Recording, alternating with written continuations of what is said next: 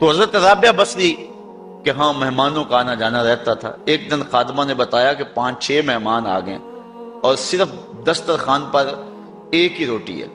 گھر کے اندر باورچی خانے میں صرف ایک ہی روٹی ہے. کہا جاؤ اس کو بھی اللہ کی راہ میں خیرات کر دو. اب عقل تو یہی کہتی ہے کہ روٹی ہے کچھ اور کہیں سے مہیا کی جائے اور مہمان نوازی کی جائے، لیکن یہاں اذعان دیکھیے، یقین دیکھیے. حضرت رابعہ بصریہ نے کہا کہ اس کو خیرات کر دو. خادمہ نے خیرات کر دیا. مہمان بیٹھے ہوئے ہیں، کوئی اور شے ہے نہیں. دروازے پر دستک ہوئی. پوچھا من علی الباب، دروازے پر کون؟ کہا فلاں کا فرستادہ غلام، میرے آقا نے آپ کے لیے بھیجا ہے اور یہ کھانا دیا ہے. خادمہ نے کھانا وصول کیا. حضرت رابعہ کو کہا یہ کسی نے کھانا بھیجا ہے. آپ نے کپڑا اٹھایا، گنا تو 5 روٹیاں تھیں. کہا یہ کھانا ہمارا نہیں، اس کے آقا نے کسی اور گھر بھیجا ہوگا، غلطی سے ہمارے گھر یہ آ گیا.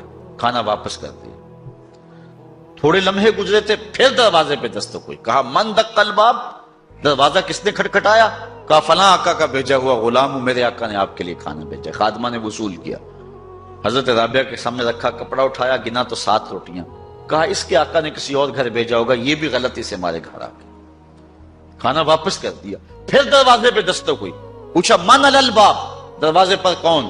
کہا فلاں آقا کا بھیجا ہوا غلام ہوں، میرے آقا نے آپ کے لیے کھانا بھیجا ہے اور کہا حضرت رابعہ کو دے کے ہی آنا. خادمہ نے وصول کیا. حضرت رابعہ کپڑا اٹھایا، گنا تو 10 روٹیاں تھیں. کہا ہاں یہ کھانا ہمارا ہے. کہا پہلے 2 بھی تو کہتے تھے آپ کا ہے، آپ نے انکار کر دیا. کہا میرے رب کا وعدہ ہے جو 1 دے میں 10 دیتا ہوں. پہلے 5 تھی، پھر 7 تھی. میں نے کہا مالک 10 پوری کرے گا تو تیری بندی وصول کرے گا.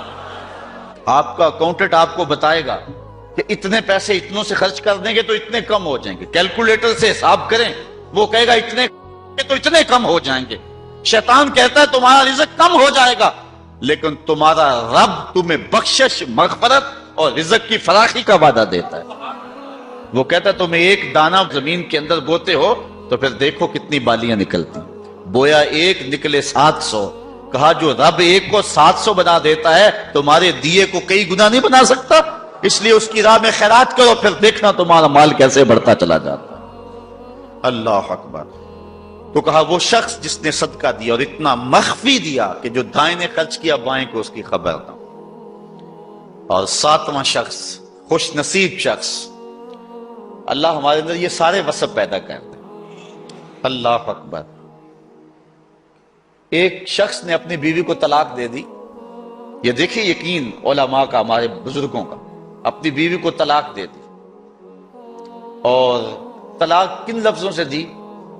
کہ اگر میں جنتی نہیں ہوں تو تجھے طلاق ہے، اگر میں جنتی نہیں ہوں تو تجھے طلاق ہے. تو اب علماء سے پوچھا کہ طلاق ہوئی ہے یا نہیں ہوئی؟ علماء کہنے لگے ہم نہیں بتا سکتے، چونکہ طلاق کو معلق کیا گیا تو اب ہمیں تو نہیں پتا کہ تو جنتی ہے یا نہیں ہے. اب ہم اس کے بارے میں کوئی رائے نہیں دے سکتے. قاضی ابو یوسف علیہ رحمہ، امام اعظم امام ابو حنیفہ کے شاگرد، ان کے پاس مسئلہ گیا. آپ نے شخص کو بلایا، کہا کبھی ایسا ہوا ہے کہ کسی عورت نے تجھے دعوت گناہ دی ہو اور تو نے کہا ہو میں اللہ سے ڈرتا ہوں؟ اس نے کہا ہاں 1 مرتبہ زندگی نہیں ہوا. کہا تیری بیوی کو پھر کوئی طلاق نہیں، اس لیے کہ حضور نے فرمایا ہے کہ وہ شخص جس کو کسی عورت نے دعوت گناہ دی اور اس نے کہا میں اللہ سے ڈرتا ہوں، فرمایا کل قیامت کے دن جب کوئی سایہ نہیں ہوگا یہ بندہ عرش کا سایہ پائے گا. تو کہا پھر پکی بات ہے کہ تو جنتی ہے، تو جہنم میں جا ہی نہیں سکتا کیونکہ یہ رسول اللہ کا وعدہ ہے. اللہ اکبر. تو اتنا یقین تھا ان باتوں پہ ہمارے بزرگوں کو، اس لیے کہا یہ حضور کی حدیث ہے، اگر یہ بات ہے تو کوئی طلاق نہیں ہوئی. قاضی ابو یوسف نے فتویٰ دیا. تو یہ دعا کریں کہ اللہ تعالیٰ یہ 7 اشخاص کے جو اوصاف ہیں جن کے بارے میں وعدہ جنت ہے، اللہ تعالیٰ ہم سب کو نصیب فرمائے. نظر کی حفاظت کی توفیق دے، خیالوں کو پاکیزگی دے دے. میں ایک شخص کو جانتا ہوں جس کو دعوت گناہ دی گئی، لیکن اس نے اپنی آبرو کی حفاظت کی. رات کو سویا تو حضرت میاں میر علیہ رحمہ خواب میں ملے. اللہ اکبر. اور آپ نے فرمایا تجھے مبارک ہو، تو نے سنت یوسفی ادا کی ہے. کیسا حسن تھا، کیسا جمال تھا جناب یوسف کا. لیکن آپ دیکھیے قرآن پڑھیے، سورہ یوسف اٹھائیے، ایسے تو مرتبے نہیں ملے ہیں. کیسے کمال ہیں ان لوگوں کے، اپنی آرزوؤں پر کیسے پہرے بٹھائے ہیں، اور کس طرح اپنی خواہشات کے آگے بند باندھے ان لوگوں نے.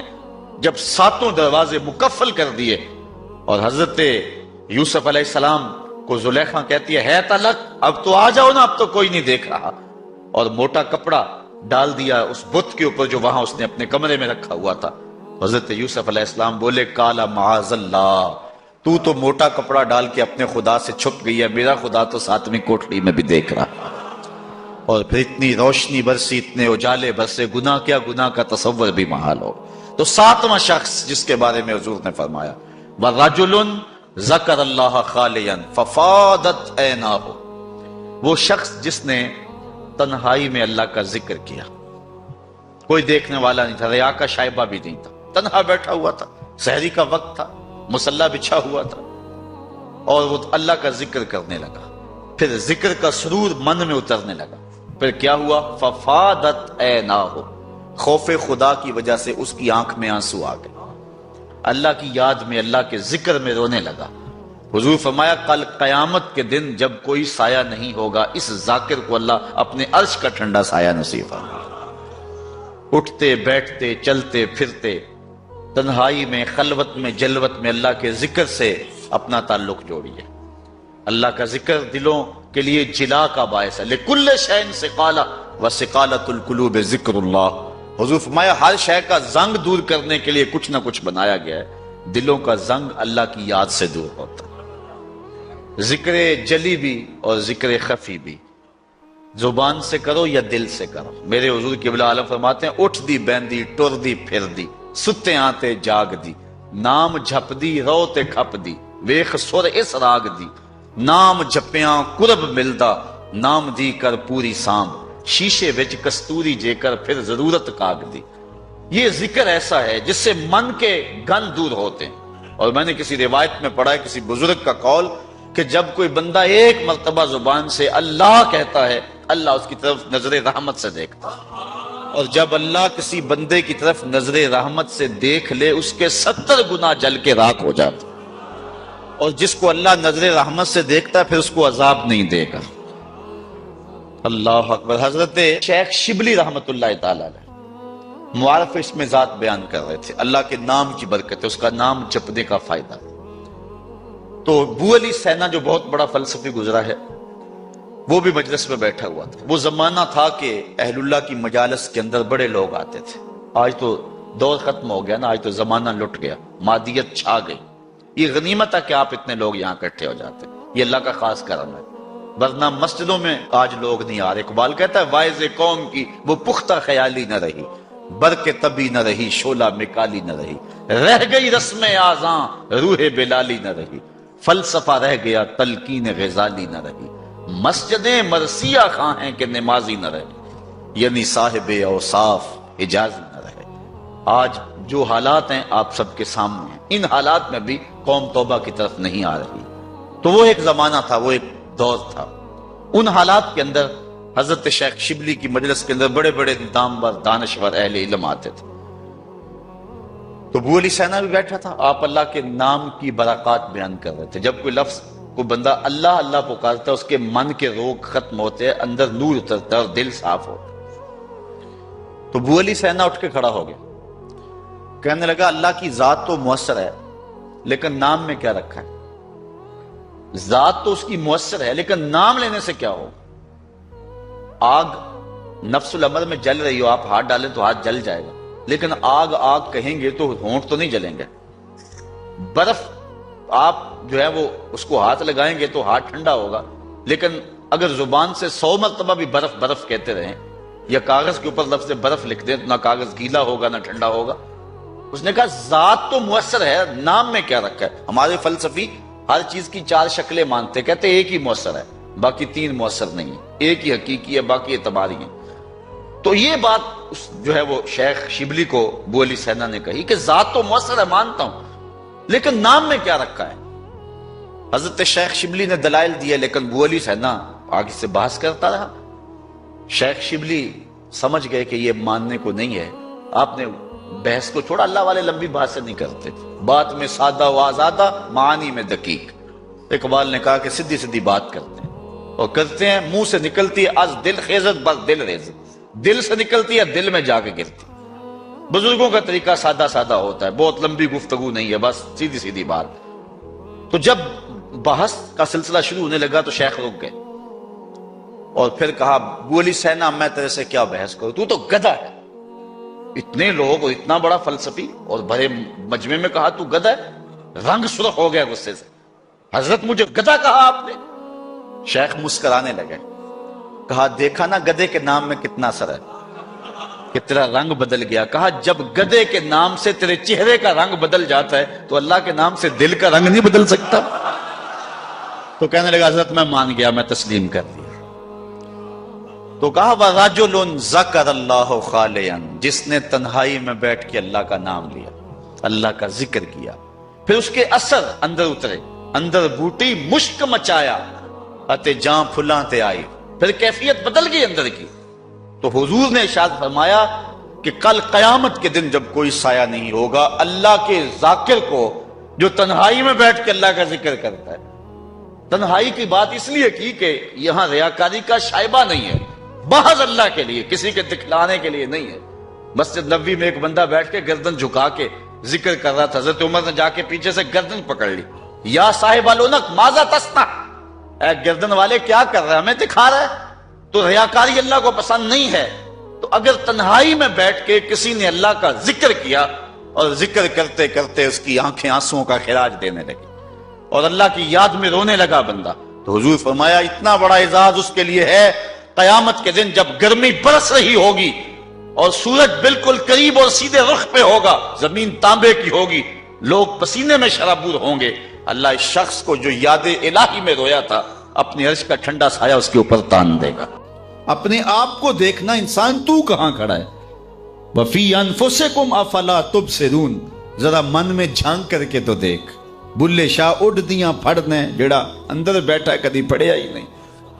اپنے اندر جب انسان کرتا ہے پھر اسے پتہ چلتا ہے، من عرف نفسہ فقد عرف ربہ، جس نے من کو پہچان لیا اس نے اپنے رب کو پہچان لیا، اور جس کو خودی کا تعقل ہی نہیں ملا، ذات سے آگہی نہیں ملی، اپنے آپ سے آشنا ہی نہیں ہوا، تو پھر اسے کسی اور کا پتہ کیسے چلنا؟ اس آئینے میں پہلے اپنے وجود کو دیکھ، تو راز کن فقاں ہے، اپنی آنکھوں پر عیاں ہو جا، خودی کا رازداں ہو جا، خدا کا ترجمہ ہو جا، خودی میں ڈوب جا غافل، یہ سر زندگانی ہے، نکل کر حلقۂ شام و سحر سے جاویداں ہو جا، مسافے زندگی میں سیرت فولاد پیدا کر، شبستان محبت میں حریر و پر نیا ہو جا، گزر جا بن کے سیلے تند رو کوہ بیاباں سے، گلستان راہ میں آئے تو جوئے نغمہ خاں ہو جا، تیرے علم و محبت کی نہیں ہے انتہا کوئی، نہیں ہے تجھ سے بڑھ کر ساز فطرت میں نوا کوئی۔ تو یہ وہ آواز بنتی ہے، تو یہ جب عشق رسول سے تربیت ہوتی ہے اور جب کتاب اللہ سے جڑنے سے من میں اجالے ہوتے ہیں اور زندگی کو زندگی کا حقیقی روپ ملتا ہے، تو پھر انسان کہاں کھڑا ہوتا ہے۔ کبھی ایسا نہیں ہوا، کبھی بھی ایسا نہیں ہوا کہ اقبال کے سامنے حضور کا نام لیا گیا ہو اور وہ بچوں کی طرح بلک بلک کے رویا نہ ہو، اور کبھی بھی ایسا نہیں ہوا کہ علامہ اقبال قرآن مجید کی تلاوت کرتے ہوں اور آنکھوں نے آنسوؤں کا خراج نہ دے۔ غنا سے پڑھتے تھے قرآن مجید اور سحری کے وقت پڑھتے تھے، اور یہ خاص لمحے ہیں قرآن مجید کی تلاوت کے۔ جب آخری عمر آئی 1938 کے اندر، آپ کے گلے کا مسئلہ ہو گیا تھا، تو جو ہے وہ کلام مشکل ہو گیا تھا۔ آج کوئی بیمار ہو جائے نا تو حال پوچھنے کوئی آئے تو لوگ کہتے ہیں جناب بیمار ہو گئے، کیا حال ہے؟ تو وہ کہتا ہے جی بڑا برا حال ہے، مجھ سے چلا نہیں جاتا۔ کوئی کہتا ہے جو کھانے پینے کا شوقین ہو وہ کہتا ہے جی بیماری آ گئی اب تو کوئی چیز کھا ہی نہیں سکتا، چونکہ اس کی ترجیحات کھانے پینے کی ہوتی ہیں۔ وہ کہتا ہے میں کھا نہیں سکتا، کسی شوگر والے سے پوچھو وہ کہتا ہے جی میٹھا نہیں کھا سکتا تو کیا زندگی باقی ہے؟ تو ہمارے مسئلے یہ ہیں، ہم کھا نہیں سکتے، ہم پی نہیں سکتے، ہم سیر نہیں کر سکتے۔ اقبال سے کسی نے آ کے حال پوچھا کہ تم بتاؤ کیا حال ہے؟ تو اقبال نے کہا لطف قرآن سحر باقی نمان۔ سب سے بڑی مصیبت یہ ہے کہ سحری کے وقت اٹھ کے قرآن پڑھنے کا جو لطف تھا وہ باقی نہیں رہا۔ کاش کہ قرآن کو اس انداز سے میں پڑھ سکتا۔ تو اقبال قرآن مجید کی تلاوت کو حرز جاں بنائے ہوئے تھے، کہتے ہیں اب طبیعت ساتھ نہیں دے رہی، ورنہ میرا جی چاہتا ہے کہ امت کو سب سے بڑا تحفہ دے کے جاؤں، اور وہ کیا؟ قرآن مجید پہ کچھ نوٹ لکھ جاؤں، اور وہ سب سے بڑا کام ہوگا جو میں امت کو دے کے جاؤں گا۔ انہوں نے بال جبریل لکھی، انہوں نے زبور عجم لکھی، جاوید نامہ لکھا، اسرار و رموز لکھی، چے باید کرد اقوام شرک، کیسی کیسی کتابیں لکھی جو عجوبہ روزگار سمجھی جاتی ہیں، لیکن اس کے باوجود کہا کہ اگر میں قرآن مجید پہ نوٹ لکھ کے جاتا تو یہ سب سے بڑا کام تھا جو میں قوم کو دے کے جاتا۔ تو اقبال نے یہی نصیحت کی کہ کتاب اللہ کے ساتھ اپنے تعلق کو مضبوط رکھو۔ کتاب زندہ قرآن حکیم، حکمت او لا یزالست و قدیم، یہ زندہ کتاب ہے، ہر دور کے تقاضوں کو پورا کرتی ہے اور زندگی بخش کتاب ہے۔ بلکہ ایک مقام پہ اقبال نے ایک بات کہی ہے، ذرا اس پہ توجہ آپ کی چاہوں گا۔ اس نے کہا فاش می گوئم آنچ در دل مزمرست، میں کھل کے نہ کہہ دوں جو میرے دل میں چھپا ہوا ہے۔ کتاب اللہ پہ بات کرتے کرتے اقبال نے کہا فاش می گوئم، کیا میں کھل کے آنچ در دل مزمرست، جو میرے دل کے اندر چھپا ہوا ابھی تک میں بیان نہیں کیا۔ پھر کہتا ہے ای کتاب نیست چیزیں دیگرست، یہ کتاب نہیں، یہ کوئی اور ہی شے ہے۔ گر تو می خواہی مسلمہ زیستن، نیست ممکن جز بقرآن زیستن، اگر تو مومن بن کے جینا چاہتا ہے تو قرآن کے بغیر ایک قدم بھی نہیں جی سکتا ہے، ایک سانس بھی نہیں جی سکتا، ایک قدم بھی نہیں چل سکتا۔ ہم اپنے آپ پہ غور کریں، اپنی زندگی پہ غور کریں، ہم کہاں کھڑے ہوئے ہیں۔ یہ بات تو ہمیں کہی گئی تھی نا کہ جو الطہور نصف الایمان، صفائی آدھا ایمان ہے، لیکن یہ ان لوگوں نے اپنا لیا کہ جن کے مذہب میں نہانا اور غسل کرنا روا نہیں تھا۔ آپ جو ہے وہ فرانس کی خوشبوئیں پوری دنیا کے اوپر مشہور جانتے ہیں، کبھی اس کا پس منظر بھی جو ہے وہ معلوم کیا کہ کیا ہے؟ چونکہ یہ غسل نہیں کرتے تھے اور بدن سے اتنی بدبوئیں اٹھتی تھی کہ ان پر جو ہے خوشبو اس پر غالب کرنے کے لیے طرح طرح کی خوشبوئیں یہاں آئیں تاکہ جو ہے وہ بدبو سے لوگ ناک پہ جو لوگ ملنے آتے وہ ناک پہ ہاتھ رکھ لیتے۔ ان کے بادشاہوں کے جسموں سے بدبو آیا کرتی تھی، ان کے ہاں نہانا نہیں تھا۔ یہ تو مسلمانوں نے آ کے سکھایا، اور جب اندلس انہوں نے فتح کیا تو اس وقت جو وہاں واش روم انہوں نے بنائے تھے مسلمان، سب سے پہلے انہوں نے غالب آ کے ان کو توڑا اور پھر اسی روش میں چلے گئے۔ پھر آہستہ آہستہ نے سوچا کہ یار دیکھو تو صحیح، اور آج صفائی پسند وہ ہو گئے، آج گلیاں ان کی صاف ہیں، آج بازار ان کے صاف ہیں، آج ملک انہوں نے ایسے بنا کے رکھے ہیں جیسے ایک سگڑ بی اپنا گھر سنوار کے رکھتی ہے، اور ہمارے گلی کے اندر ہم کچرا پھینک کے گھر چلے جاتے ہیں۔ میں بعض قد گزرتا ہوں، چونکہ تنگ گلیوں میں بھی جاتا ہوں، بازاروں میں بھی جاتا ہوں، پیدل بھی جاتا ہوں اور سواریوں پہ بھی جاتا ہوں، آپ بھی یہ منظر دیکھتے ہیں کہ 6 فٹ کی گلی ہوتی ہے تو دونوں جانب نالیاں ہو رہی ہوتی ہیں، تو درمیان میں صرف 3 فٹ جگہ ہوتی ہے۔ میاں ایک سائڈ نالی بنا لو، چلو گلی کشادہ ہو جائے، لیکن ادھر والے نہیں مانتے کہ ہماری جانب نالی ہو، وہ کہتے ہیں ادھر نہیں مانتے، چلو فیصلہ کیا کہ دونوں جانب نالی ہوں۔ جب قوم کا مزاج یہ ہوگا تو کیا قوم ترقی کرے گی جو اتنی قربانی بھی نہیں دے سکتی؟ تو اب گندگی کے ڈھیر جگہ جگہ پڑے ہوئے ہیں۔ حکومت کو چھوڑیں آپ، حکومت کی ترجیحات، حکومت کی دلچسپیاں، ان کے معاملے، وہ تو جو کرتے ہیں، جو فریضہ ہمارا تھا ہم نے وہ نبھایا، ہم نے اس فریضے کو پورا کیا۔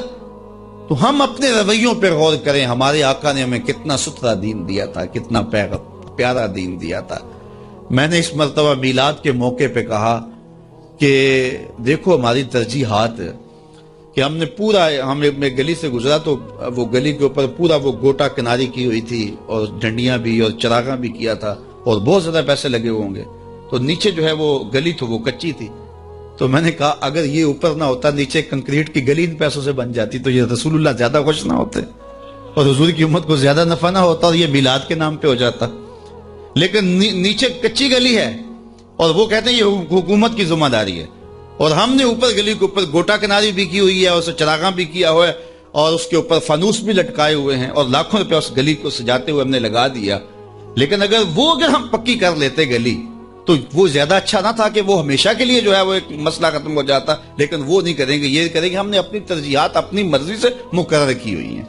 تو میرے رسول صلی اللہ علیہ وسلم نے جو ہمیں دین دیا ہے اس دین کو اختیار، اس کا یہ مطلب نہ لیا جائے کہ میں میلاد کے چراغاں کا مخالف ہوں۔ آج کل تو یہ بھی بڑا ڈر لگا رہتا ہے کہ فتوے ایک دم جو ہے وہ متوجہ ہو جاتے ہیں اور کافر سے نیچے تو چھوڑتے ہی نہیں نا، لیکن یہ دکھڑے ہیں ہمارے۔ میں کہتا ہوں گلیاں سجاتے ہو دل ویران نہ رہے، میں کہتا ہوں چراغاں کرتے ہو مکانوں کی چھتوں پہ کرو، میں اس کا انکار نہیں کرتا، لیکن دل کی گلیوں میں اندھیرا نہ رہے۔ اور تم جھنڈیاں لگاتے ہو حضور کے نام کی، ایک ایک پرت پہ، دل کے ایک ایک پرت پہ نام محمد کی جھنڈی بھی لگاؤ، اور میں نے الحمدللہ جگہ جگہ میلاد کے موسم میں اس مرتبہ توجہ دلائی کہ آپ اس طرح کریں کہ اپنے محلے کے اندر فہرست بنائیں، اپنی گلی کے اندر فہرست بنائیں۔ اللہ تعالیٰ نے یہ نظام رکھا ہوا ہے۔ غربت کے زمانے کے اندر بھی ایسا ہوتا ہے کہ ایک گلی کے اندر 20 یا 25 گھر ہیں تو ایک دو گھر والوں کو اللہ تعالیٰ نے مال و دولت سے فرازہ جو ہے وہ مالا مال کیا ہوتا ہے، باقی جو ہے وہ پوری گلی کے لوگ غریب ہو سکتے ہیں، لیکن کوئی ایک آدھ آدمی اللہ تعالیٰ وہاں بھی رکھا ہوتا ہے۔ ایک پورا گاؤں ہے، دیہات ہے اور بڑا غریب دیہات ہے، لیکن وہاں بھی کوئی 5 10 15 ذمہ دار ہوتے ہیں یا کچھ لوگ مالی طور پہ مستحکم ہوتے ہیں۔ یہ اللہ تعالیٰ نے نظام رکھا ہے۔ وہ جو 5 10 لوگ ایک بستی میں امیر ہیں، ایک گلی کے اندر 15 یا 20 گھر ہیں تو سارے غربا کے گھر ہیں، تو 2-3 گھر جو ہیں اللہ تعالیٰ نے ان کو نوازا ہوا ہے، تو وہ 2-3 گھر یا اس گاؤں کے اندر جو ہے وہ 10-12 لوگ وہ سوچیں کہ ہمیں سرخاب کے پر لگے ہیں کہ ہمیں دولت زیادہ دی گئی ہے۔ عقل و فہم کی وجہ سے بھی دولت زیادہ نہیں ہوتی۔ میاں صاحب فرماتے ہیں بے وقوفاں دے نوکر ویکھے دانش مند سے آنے، ایسا بھی ہوتا ہے۔ یہ اللہ کی تقسیم ہے، وہ جس کو عطا کر دے۔ تو اب جس کو دولت زیادہ دی گئی ہے وہ سوچے کہ مجھے کیوں زیادہ دی گئی ہے۔ علماء نے کہا کہ جس کو کوئی زیادہ فراوانی دی گئی ہے اس کا جو ہے وہ مثال کے طور پر وہ کہتے ہیں کہ جو گائے ہے اور بھینس ہے، اس کا دودھ اس کے بچے کی ضرورت سے زیادہ ہوتا ہے تو باقیوں کے لیے بھی حلال قرار دیا گیا کہ وہ نفع پہنچائے۔ جس کو مال اس کی ضرورت سے زیادہ دیا گیا ہے تو وہ اس مال کے ذریعے اپنے کم از کم رشتہ داروں میں اور اپنے محلے میں اپنی گلی میں کم از کم دیکھے، اور میلاد کے موسم کے اندر وہ غور کرے کہ میری گلی میں 15 گھر ہیں، اس میں کوئی غریب ہے تو آج میلاد کے دن ایسا نہ ہو کہ آج بھی وہ غربت میں دن گزارے۔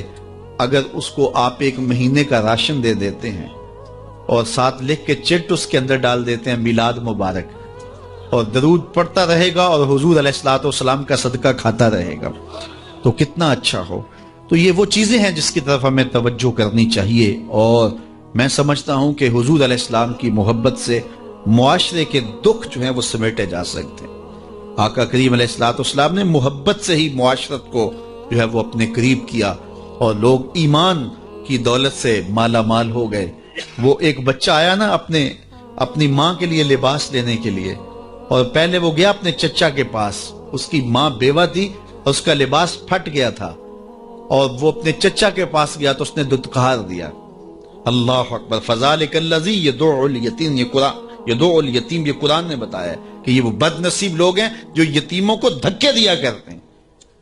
تو وہ ماں نے اس کو روکا تھا، بیٹا نہ جانا، تاریخ عرب پڑھے، ماں نے کہا تھا بیٹا نہ جانا، لیکن اس نے کہا کہ تیرے بدن کے اوپر جو لباس ہے وہ بھی پھٹ گیا ہے اور جگہ جگہ سے جسم جھلک رہا ہے، تو میں اپنے چچا سے آپ کے لیے لباس لے کے آتا ہوں۔ پھر جو رویہ اس نے اختیار کیا تو واپس روتا ہوا آ رہا تھا، تو کسی نے راستے نے پوچھا کہ کیا ماجرا ہوا؟ اس نے کہا چچا کے پاس گیا تھا ماں کے لیے لباس لینے، اس نے تو لا کے بھیج دیا۔ اللہ اکبر۔ تو اس نے کہا کہ جا سین حرم میں محمد نام کا ایک شخص بیٹھا ہوا ہے، اگر تو اپنا دکھڑا اس کے سامنے پیش کرے تو وہ امید ہے تمہیں رد نہیں کریں گے، لیکن سن لے ان کا دین کوئی اور ہے۔ اللہ اکبر۔ اپنے ماں کے پاس آیا تو ماں کو کہا کہ چچا نے تو لا کے بھیج دیا، لیکن آپ کی حالت مجھ سے دیکھی نہیں جا رہی۔ بچہ ابھی شعور کی منزلوں میں قدم رکھ رہا تھا، پہلے بہت چھوٹا تھا، اب اس کے اندر ایک جذبات تھے بچے کے اندر۔ تو ماں نے کہا کہ بیٹا نہیں، ان کے پاس نہیں جانا، سنا ہے کہ وہ جو ان سے ملے دین دھرم چھین لیتے ہیں اس کا۔ اللہ اکبر۔ تو حضور علیہ الصلوۃ والسلام کے پاس جانے سے ماں روکنے لگی، لیکن بچے نے کہا کہ امی میں پکا رہوں گا، بتوں کا وفادار رہوں گا، تم اس ٹینشن کو، اس پریشانی کو چھوڑ دو۔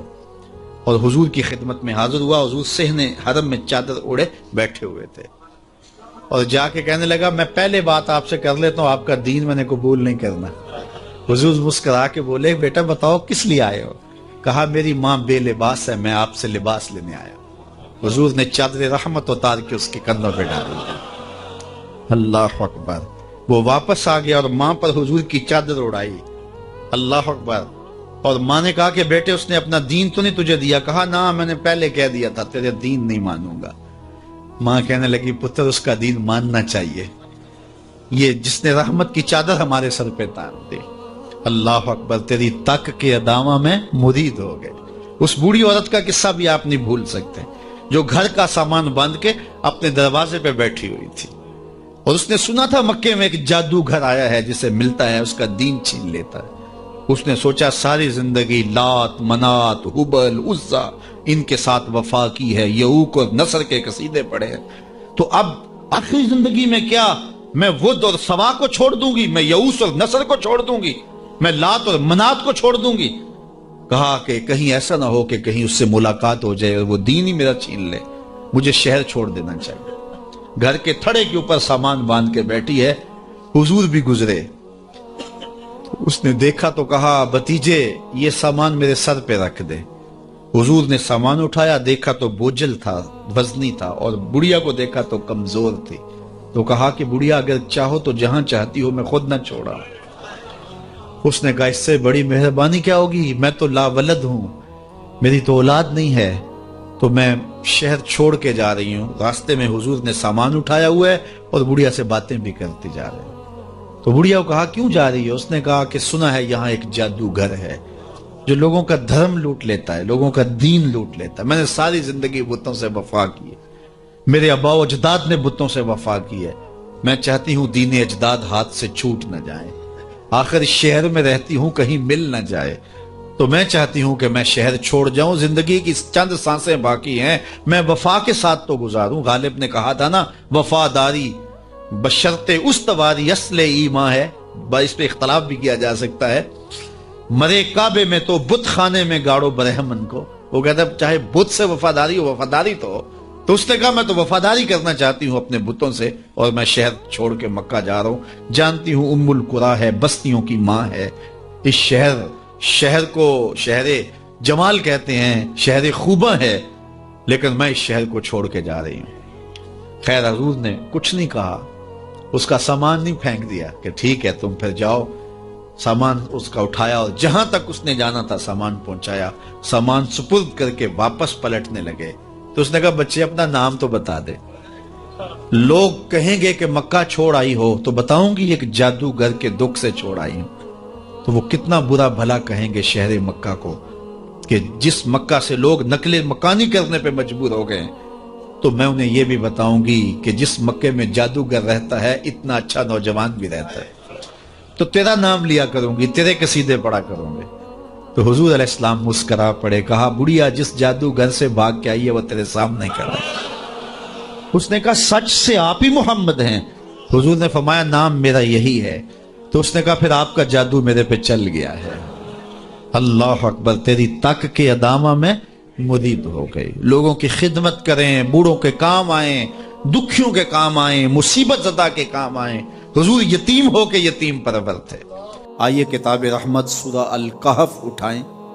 اللہ تعالیٰ نے ایک واقعہ بیان کیا ہے حضرت موسیٰ اور حضرت خضر علیہ السلام کا، کہ حضرت موسیٰ علیہ السلام عزم مصمم کر کے جب چلے تو اللہ فرماتا ہے کہ ہم نے حضرت موسیٰ علیہ السلام کو جس بندے کی نشانی بتائی تھی وہ بندہ ان کو وہاں مل گیا، سفید چادر اوڑے حضرت خضر علیہ السلام وہاں لیٹے ہوئے تھے۔ تو یہ جا کے ان کے پاس کھڑے ہو گئے کہ حضرت میں آپ کی خدمت میں اس لیے آیا ہوں کہ اللہ نے آپ کو جو خصوصی علم عطا کیے ہیں میں ان کو سیکھنے کی غرض سے آپ کی چوکھٹ پہ آیا ہوں۔ کہا تم میرے ساتھ صبر نہیں کر پاؤ گے، معاملے مشکل ہیں، سفر دشوار ہے، منزل کٹھن ہے، اور میرے معاملات ایسے ہیں کہ تم اعتراض کرو گے اس کے بغیر تم رہ نہیں سکتے۔ حضرت موسیٰ علیہ السلام نے کہا اگر اللہ نے چاہا تو آپ دیکھیں گے میں صبر کروں گا، اور آپ کے کسی حکم کی، کسی کام کی میں نافرمانی نہیں کروں گا، کسی کام کا انکار نہیں کروں گا۔ کہا کہ اچھا شرط یہ ہے کہ جو میں کروں اس پر تم اعتراض نہیں کرو گے، سوال نہیں کرو گے، یہاں تک کہ میں خود ہی نہ بتاؤں۔ تو کہا کہ یہ شرط ٹھہری، میں کوئی بات نہیں کروں گا۔ فانطلقا، دونوں چل پڑے، دریا کے پار جانا تھا۔ جو کشتی کا مالک تھا، کشتی بان تھا، وہ حضرت خضر علیہ السلام کو جانتا تھا تو اس نے کرایہ بھی نہیں لیا، لیکن جب کشتی پر سوار ہوئے تو عصا مار کے حضرت خضر علیہ السلام نے کشتی کا ایک پھٹا توڑ دیا۔ تو بے ساختہ حضرت موسیٰ علیہ السلام نے کہا آپ نے پھٹا توڑ دیا، یہ سارے ڈوب جائیں؟ کہا میں نے کہا تھا نا تم میرے کاموں پہ صبر نہیں کر پاؤ گے۔ تو حضرت موسیٰ کو یاد آیا، کہا میں بھول گیا تھا، اس پر مواخذہ نہ کیجیے۔ پھر دونوں چل پڑے، بچے کھیل رہے تھے، ایک خوبصورت لڑکا وہ بھی بچوں میں کھیل رہا تھا، حضرت خضر آگے بڑھے اور اس کی گردن مروڑ دی، اس کو قتل کر دیا۔ صاحب شریعت تھے حضرت موسیٰ علیہ السلام، نہ رہ سکے، پھر بول پڑے، ایک جان کو بغیر کسی جان کے بدلے میں قتل کر دیا۔ اس نے گوایا کیا تھا ہمارا؟ آپ نے بہت ہی جو ہے وہ غلط کام کیا، یہ کام اچھا نہیں کیا آپ نے۔ کہا میں نے کہا نہیں تھا کہ تم میرے ساتھ صبر نہیں کر پاؤ گے۔ کہا ایک موقع اور دے دیجئے، اب اگر میں نے کوئی اعتراض اٹھایا تو پھر دوبارہ مجھے آپ اپنی صحبت میں نہ رکھیے، عذر تمام ہو جائے گا۔ پھر دونوں چل پڑے، یہاں تک کہ ایک بستی میں دونوں آئے تو آپ نے بستی والوں سے کہا کہ ہم مہمان ہیں، آپ ہماری مہمان نوازی کیجیے، کھانا کھلائیے۔ تو انہوں نے انکار کر دیا، کہا کہ ہم تو آپ کو بلایا نہیں ہے، آپ خود آئے ہیں، آپ اپنے کھانے کا خود انتظام کیجیے۔ گزر رہے تھے گلی سے تو ایک دیوار گرنا چاہ رہی تھی، تو جلدی سے اس دیوار کو مرمت کر دیا۔ کہا حضرت ہم اگر چاہتے تو اس پہ اجر لے سکتے تھے، انہوں نے ہمیں کھانا تک نہیں دیا اور ہم ان کی دیواریں سیدھی کر رہے ہیں۔ کہا اب تمہاری میری جدائی ہو گئی، تم نے یہ بھی اعتراض کر دیا۔ تو انہیں یاد آیا کہ وہ یہ بھی اعتراض ہو گیا، اب میں تمہیں بتاتا ہوں کہ یہ 3 کام میں نے کیوں کیے۔ اللہ اکبر۔ اب سنیے، قرآن ہمیں بتاتا ہے کہ ظاہری علم بھی ہوتا ہے لیکن کوئی باطنی علم بھی ہوتا ہے۔ کہا وہ پہلی بات کشتی والی سنو، یہ 2 مسکین بچوں کی کشتی تھی، ان کے گھر کا چولہا اس کی کمائی سے جلتا تھا۔ دریا کنارے کنارے ایک ظالم بادشاہ رہا تھا جو لوگوں کی کشتیاں چھین رہا تھا، ہم نے تھوڑا سا عیب لگا دیا، وہ ٹوٹی کشتی چھوڑ کے چلا گیا۔ اب وہ تھوڑے سے پیسے لگا کے کشتی مرمت کرا لیں گے، گھر کا چولہا جلتا رہے گا، بتاؤ اچھا کیا یا برا کیا؟ کہا رہی بات اس بچے کی جس کو ہم نے قتل کیا، اس کے ماں باپ مومن تھے، نیک تھے، صالح تھے، بچے نے بڑا ہو کے بہت برا ہونا تھا، ہم نے اس کو قتل کر دیا، اللہ اس کے بدلے ان کو بہتر اولاد دے گا۔ علماء تفسیر نے لکھا ہے اس بچے کے بدلے میں اللہ نے ان والدین کو ایک بیٹی عطا کی جس کی نسل سے 70 نبی پیدا ہوئے۔ دیوار کی کہانی بھی سن لیجئے، یہ شہر کے 2 یتیم بچوں کی دیوار تھی اور اس کے نیچے ان کا خزانہ تھا اور ان کا باپ بڑا نیک تھا۔ خزانہ دیوار کے نیچے ہے، دیوار گرنا چاہ رہی ہے، کسی معمولی دھکے سے گر جاتی۔ 2 ہی صورتیں تھیں، یا وہ بچے خود اپنا خزانہ اٹھا لیتے یا لوگ اٹھا کے لے جاتے۔ لوگ اٹھا کے لے جاتے پھر بھی ہاتھ میں کچھ نہ آیا، اور اگر وہ خود اٹھا لیتے تو بچے ہیں، بچپنے کی وجہ سے وہ اس کو اڑا دیتے۔ تو ہم نے اس کے اوپر دیوار کھڑی کر دی، جب تک وہ اس قابل نہیں ہو جاتے کہ یہ خزانہ نکال کے اس کو صحیح مصرف پہ لگا سکیں، اتنی دیر تک دیوار گرے گی نہیں۔ اللہ اکبر۔ وہ کسی وجہ سے دیوار قائم رہے گی، اور جب وہ اس عمر کو پہنچ جائیں گے جس عمر میں وہ اس خزانے کو سنبھال سکیں گے تو پھر دیوار خود بخود گر جائے گی اور یہ خزانہ نکال کر کے اپنے کام پہ لے آئیں گے۔